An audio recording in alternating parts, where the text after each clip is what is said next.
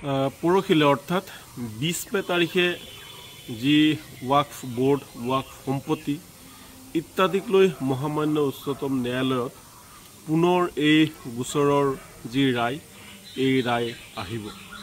যিকোনো এটা ৰায় এইবাৰ কিন্তু আহিব আৰু আমাৰ অধিবক্তাই জনোৱা মতে এইবাৰ 4 ঘণ্টাৰ পৰা 5 ঘণ্টালৈকে 5 ঘণ্টা সময়লৈকে এই গোচৰৰ শুনানি চলিব পাৰে। অৰ্থাৎ ইয়াৰ দ্বাৰা এইটোৱে বুজা গ'ল যে এইবাৰ কিবা এটা ৰায় আহিব। আমাৰ বিশ্বাস এইবাৰ স্থগিততা আদেশ আহিব পাৰে।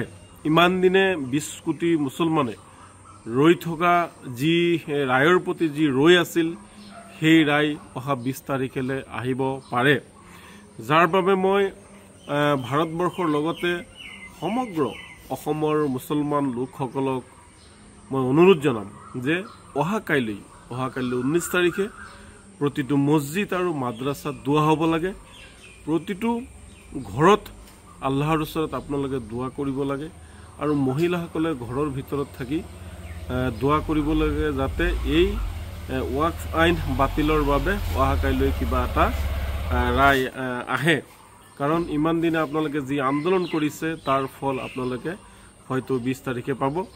তাৰোপৰি যি উত্তৰ প্ৰদেশ, ঝাৰখণ্ড আৰু মধ্যপ্ৰদেশত যি ৱাকফৰ সম্পত্তি মছজিদ মাদ্ৰাছা বা দৰগাহত যি বুলডোজাৰ চলিছে তাৰ প্ৰতিও মহামান্য উচ্চতম ন্যায়ালয়ে এটা ৰায় দিব পাৰে।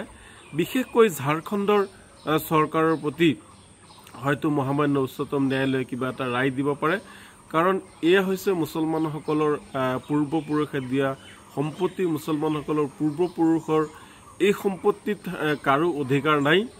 গতিকে অহাকাইলৈ অসমৰ প্ৰতিজন মুছলমান পুৰুষ মহিলা ল'ৰা ছোৱালী সকলোৱে আল্লাহৰ ওচৰত দোৱা কৰক আৰু যাতে এই সম্পত্তি আমাৰ ফালে যাতে ঘূৰি আহে, আমি যাতে ন্যায় পাওঁ, আমি যাতে আমাৰ সম্পত্তি ঘূৰাই পাবলৈ সক্ষম হওঁ।